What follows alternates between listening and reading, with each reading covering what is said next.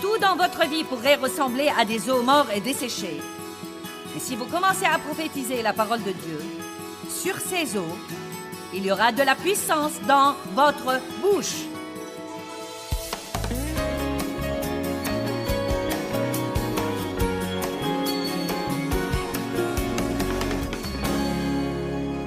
Eh bien, vous devez vous débarrasser du mélange dans vos vies. Le livre de Jacques dit « Par la même bouche, nous bénissons Dieu et nous maudissons les hommes. » Eh bien, je veux que mes paroles soient puissantes quand je vous parle.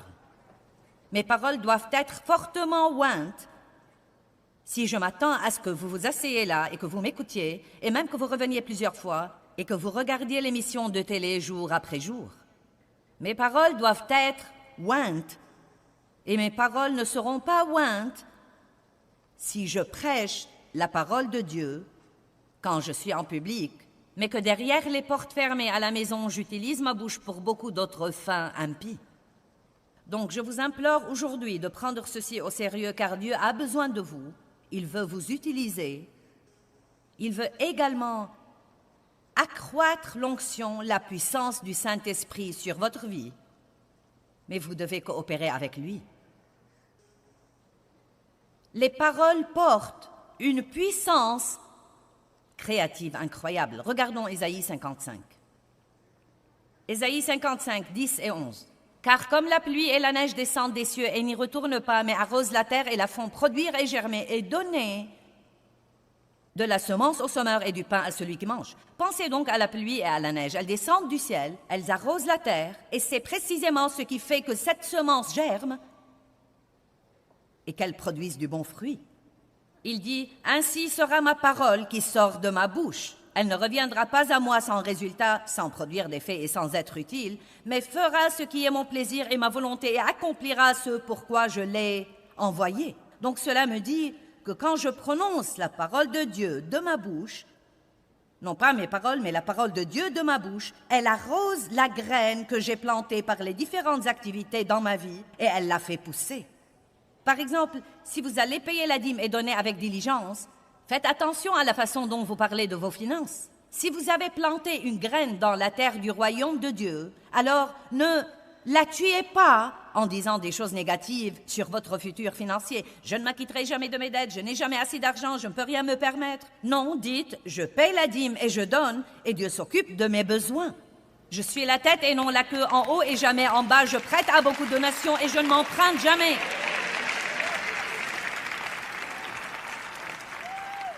Vous pouvez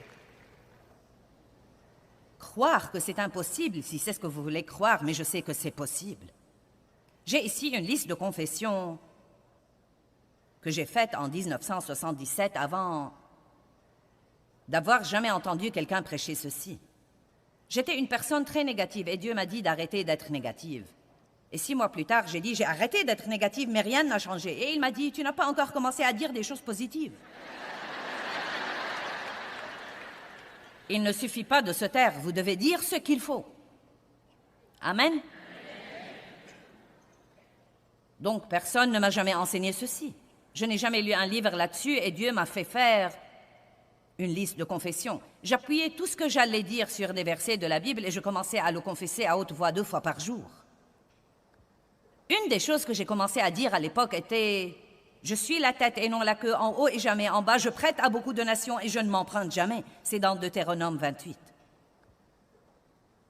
Et chose étonnante, chose étonnante, chose étonnante, chose étonnante, Dieu nous a donné ce ministère mondial où nous prêchons aux 2/3 du monde par la télé, avec des travaux sociaux dans le monde entier, des bureaux dans 18 pays différents, sans jamais avoir payé un seul sou d'intérêt. Tout ce que nous avons acheté, nous l'avons en fait payé au comptant.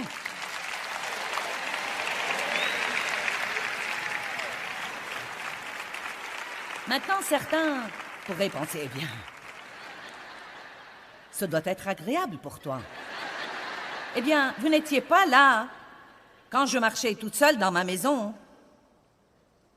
quand je n'avais pas encore d'argent et que j'achetais des vêtements usagés à mes enfants, et quand je n'avais jamais l'occasion de prêcher. J'étais juste une femme brisée, embrouillée,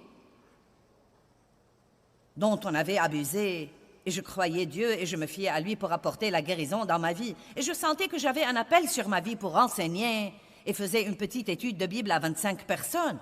Vous n'étiez pas là quand je traînais dans ma maison et que je disais « Je suis la tête et non la queue, en haut et jamais en bas. Je prête à beaucoup de donations et je ne m'emprunte jamais. »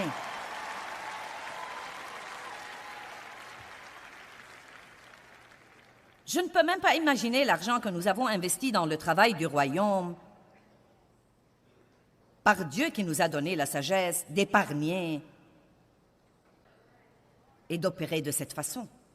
Et je ne dis pas que c'est faux de le faire d'une autre façon, je vous dis que je crois que c'est le fruit de toutes ces années de confesser ce verset. Parmi les choses que j'avais sur ma liste de confession quand mes enfants étaient petits, non mais c'était quand j'ai commencé à confesser ces choses, aucune d'elles n'était vraie. Aucune d'elles. Et je me sentais idiote. Tout le monde m'aime et j'aime tout le monde. Les gens ne me supportaient pas et je ne les aimais pas non plus.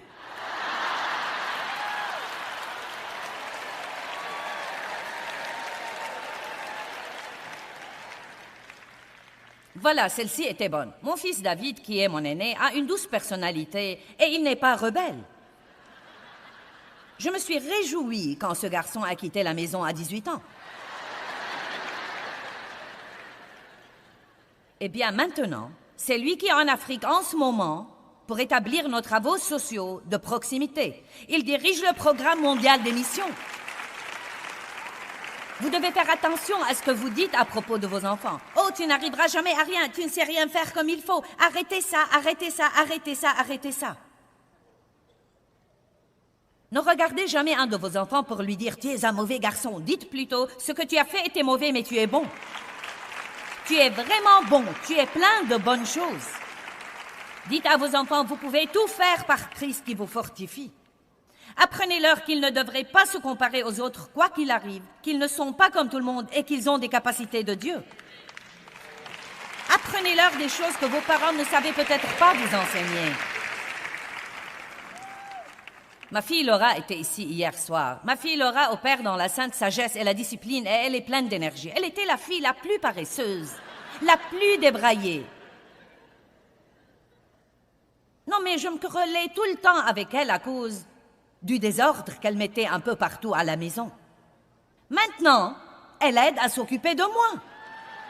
Commencez à dire de bonnes choses à propos de vos enfants, même quand ceci ne s'est pas encore matérialisé. Vous pouvez appeler les choses qui n'existent pas comme si elles existaient. Nous servons un Dieu qui parle des choses qui n'existent pas comme si elles existaient.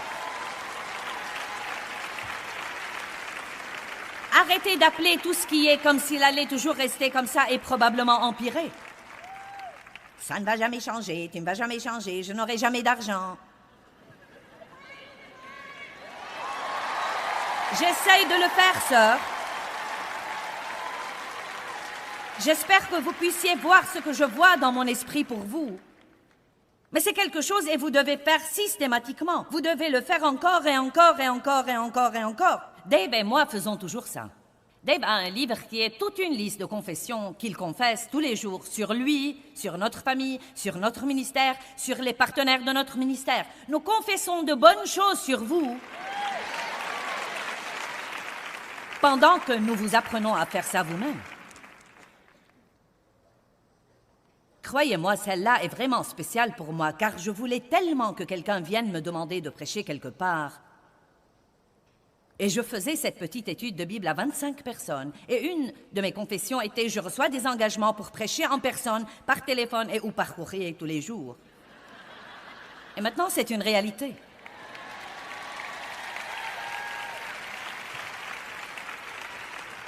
Et celle-là était vraiment bonne. Je suis une femme obéissante et sans aucune rébellion. Dave était vraiment content quand j'ai commencé à confesser ça. Oh mince alors, j'avais une bouche qui ne renonce jamais. Aucun homme n'allait me dire que faire, pas question, pas moyen. Ensuite, j'ai vu dans la Bible ce verset de « Femmes, soyez soumises à vos maris ».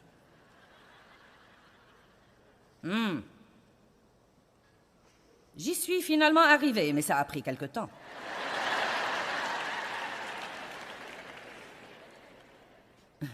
Une de mes confessions était « Je suis enseignante de la parole de Dieu ». Ça alors, ça me rappelle tant de... Si seulement vous saviez la condition dans laquelle j'étais quand j'ai commencé à faire ça. Si seulement vous pouviez comprendre ce que la parole de Dieu a fait dans ma vie. C'est pourquoi je prêche la parole avec une telle ferveur. Je sais qu'il y a une puissance inhérente à la parole de Dieu pour changer votre vie. Si vous vivez d'après cette parole, si vous l'aimez, si vous la prononcez, si vous la confessez, si vous la méditez, et si vous en faites la chose principale dans votre vie. Une des choses que j'avais dites était, tous mes enfants sont mariés à... Ils sont tous mariés à des chrétiens. Et maintenant, ils sont tous mariés à des chrétiens. Le Seigneur soit loué, la parole travaille. Ma parole qui sort de ma bouche ne reviendra pas sans résultat, mais elle accomplira ce pourquoi je l'ai envoyée. Je me le dis chaque fois que je sors prêcher une série de messages. Je crois que la parole que je dis accomplira quelque chose dans vos vies. Je plante la parole dans la terre de vos cœurs et je suis sûre qu'elle ne reviendra pas sans résultat. Vous grandirez et vous changerez et vos vies seront meilleures et Dieu recevra de vous plus de gloire. Prophétisez sur votre futur. Il y a beaucoup de versets étonnants. Ésaïe 46, verset 10. Dès le commencement, j'annonce la fin. Ésaïe 42, verset 9. Les premières choses se sont accomplies et je vous en annonce de nouvelles avant qu'elles arrivent. Tout ce que vous voulez voir arriver,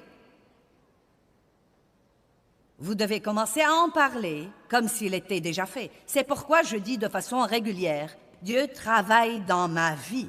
Peut-être que je ne vois pas ça, mais Dieu travaille. Dieu travaille dans mes enfants. Dieu travaille dans la personne à qui je suis mariée. Dieu travaille dans mes finances.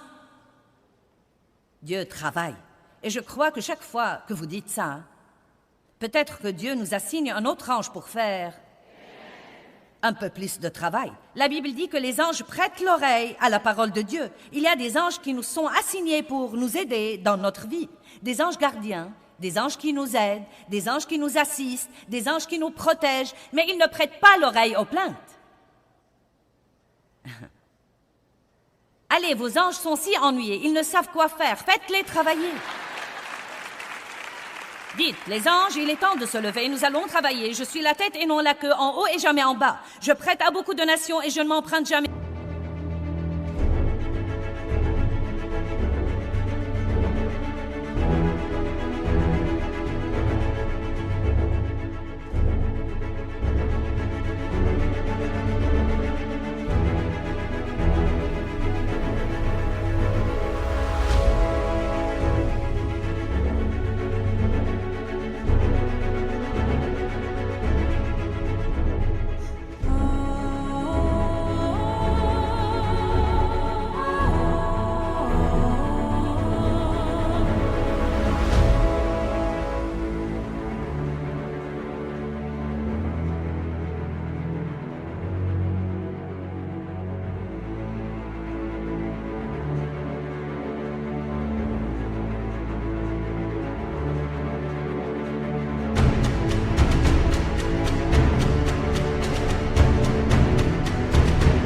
Je suis une bénédiction partout où que j'aille. Dieu répond à tous mes besoins selon sa richesse en gloire par le Christ.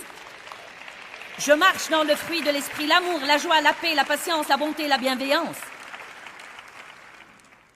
Et ainsi de suite.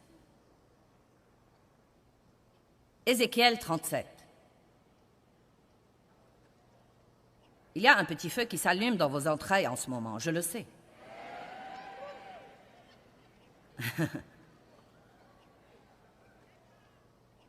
La première chose que vous devez faire, c'est de rentrer chez vous maintenant et de faire vos devoirs. Vous dites, eh bien, je crois que je vais acheter ce livre que tu as écrit, Joyce, et utiliser ta liste. Non, non, nous avons déjà mis fin à la paresse. Oui, achetez le livre, moi et ma grande gueule, achetez-le. Si nous ne l'avons plus, commandez-le. Vous pouvez utiliser la liste comme un échantillon, mais faites vos devoirs. Notez les choses dont vous savez que vous avez besoin, les choses que vous voulez voir changer dans votre vie et dans votre famille. Ajoutez-y un verset et confessez la parole. La main du Seigneur fut sur moi, chapitre 37, verset 1. Et il me fit sortir par l'Esprit du Seigneur et me déposa au milieu de la vallée et elle était pleine d'ossements. Et il me fit circuler parmi eux et voici, il y avait énormément d'ossements humains dans la vallée ou la plaine et voici, ils étaient très secs. Ossements secs. Je me sens comme un sac d'os secs, Dieu. Et il me dit, fils d'homme, ces os revivront-ils? Je dis, Seigneur Dieu, c'est toi qui le sais. Écoutez ceci, il me dit encore, prophétise sur ces os et dis-leur, ossements secs, écoutez la parole du Seigneur. J'aime ça. Ainsi dit le Seigneur à ces os, voici, je vais faire venir en vous un souffle et un esprit pour que vous viviez. Et je mettrai sur vous des nerfs, et je ferai venir sur vous de la chair, et je vous recouvrirai de peau, et je mettrai en vous le souffle et l'esprit, et vous, ossements secs, vivrez, et vous saurez, comprendrez, et vous rendrez compte que je suis le Seigneur, le dirigeant souverain qui exige la loyauté et l'obéissance. Regardez ce qui arrive dans le verset 7. Et je prophétisai comme j'en avais reçu l'ordre, et comme je prophétisais, il y eut un bruit assourdissant, et voici, il se fit une secousse et un tremblement et un cliquetis, et les os se rapprochèrent un os de son os. Puis il continue jusqu'au verset 10. Et tout à coup, ces ossements secs se tinrent debout, une immense armée remplie de l'Esprit de Dieu. Peu importe le nombre d'ossements morts que vous avez dans votre vie, tout dans votre vie pourrait ressembler à des os morts et desséchés. Mais si vous commencez à prophétiser la parole de Dieu, sur ces eaux, il y aura de la puissance dans votre bouche. Amen. Donc, vous pouvez affecter votre futur de la façon dont vous parlez de vous-même. Vous pouvez affecter votre futur de la façon dont vous parlez de votre futur. La façon dont vous parlez quand vous avez des ennuis, quand vous avez des épreuves et des problèmes, a beaucoup à voir avec votre futur. À l'approche du temps de la crucifixion du Messie, Jésus a dit à ses disciples, c'est rapporté dans Jean 14, « Le temps dont je vous ai parlé est proche. » Et il leur a dit, « Je ne parlerai plus guère avec vous. » Je crois que c'est intéressant. C'est Jean 14, verset 30.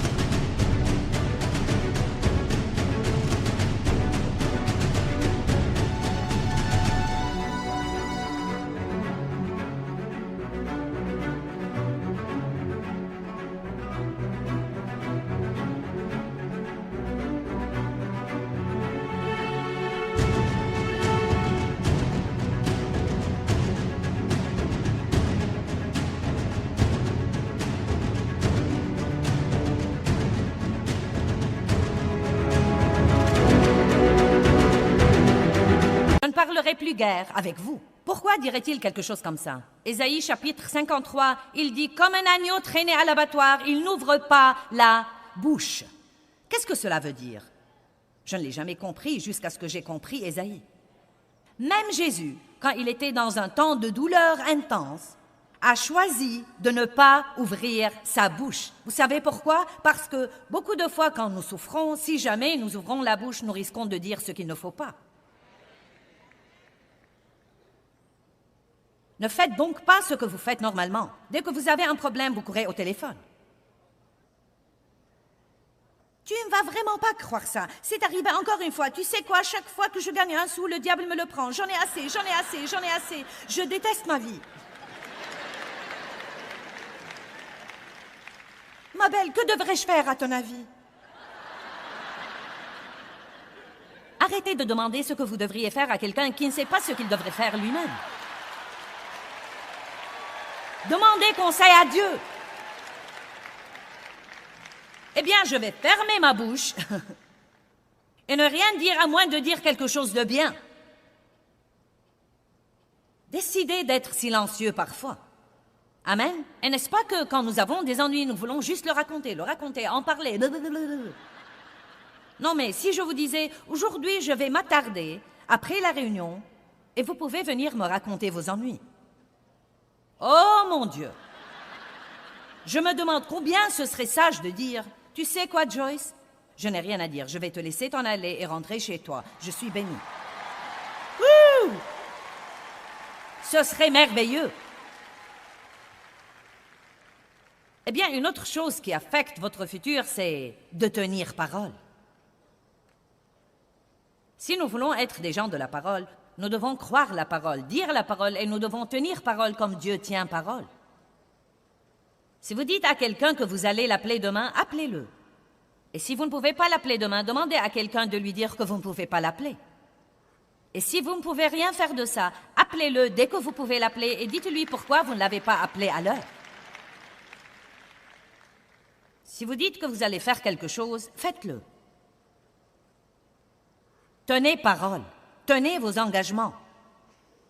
En fait, j'aurais voulu avoir le temps pour ça, mais c'est impossible. Ecclésiaste 5 dit que si nous ne tenons pas nos engagements et les vœux que nous faisons à Dieu, il détruira l'ouvrage de nos mains.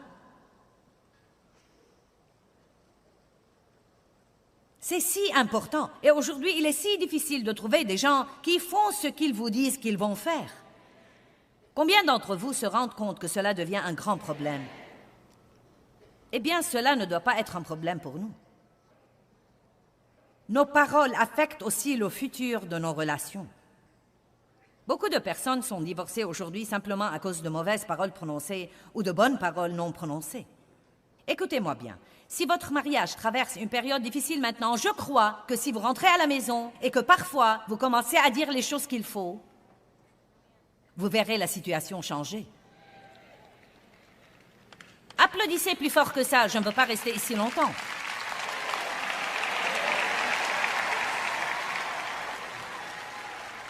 Eh bien, Dieu soit béni, il ne me dit jamais rien de bien, je ne lui dis rien de bien. Oh, allez, ne dites pas de bêtises. Vous êtes censé être la personne spirituellement mûre qui a la parole. Devinez quoi? Celui qui est le plus spirituel fait ce qu'il faut le premier. Amen. Ravalez votre fierté. Commencez à trouver des choses positives à dire. Quand il n'y a que vous à la maison, marchez dans votre maison et dites « Je bénis cette maison au nom de Jésus-Christ ». Je donne un coup de pied aux démons des querelles. Nous n'allons plus avoir de conflits et de querelles et de disputes dans cette maison. C'est une maison de paix. Continuez à faire ça. Ne laissez pas le diable vous voler votre famille.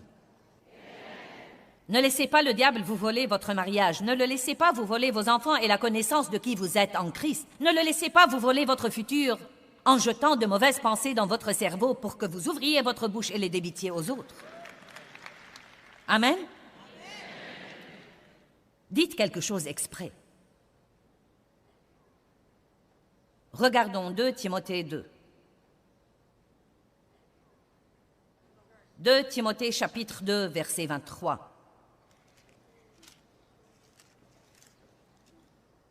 Mais repousse, ferme ta pensée contre, et je vais ajouter, ferme ta bouche contre. N'aie rien à faire avec les controverses vaines, mal informées, peu édifiantes, stupides sur des questions d'ignorants, car tu sais qu'elles font naître des conflits et engendrent des querelles. Ça me surprend de repenser aux choses à propos desquelles nous nous disputions, Dave et moi. Non, mais les trucs les plus stupides. Quel acteur est passé à la télé? Vous avez écouté mes histoires. Dave croyait que tout le monde était Henry Fonda et cela m'exaspérait. Ce n'est pas Henry Fonda. Certains ne savent pas qui est Henry Fonda, mais vous comprenez.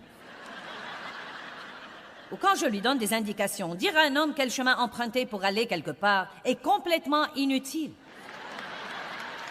Non, mais c'est comme... Non, mais je disais... Eh bien, où vas-tu? Nous sommes censés aller à la quincaillerie. Je vais à la quincaillerie. Non, tu n'y vas pas. Comment tu t'attends à y arriver par là? Allez, mesdames, apprenez ça. J'ai finalement arrêté ça et je suis toujours mariée.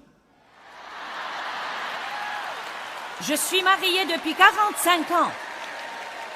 Amen. Et vous savez quoi? Je ne peux même pas me rappeler la dernière fois où je me suis querellée avec Dave. Et si vous saviez d'où je suis venue, vous vous lèveriez et vous crierez « C'est un miracle !»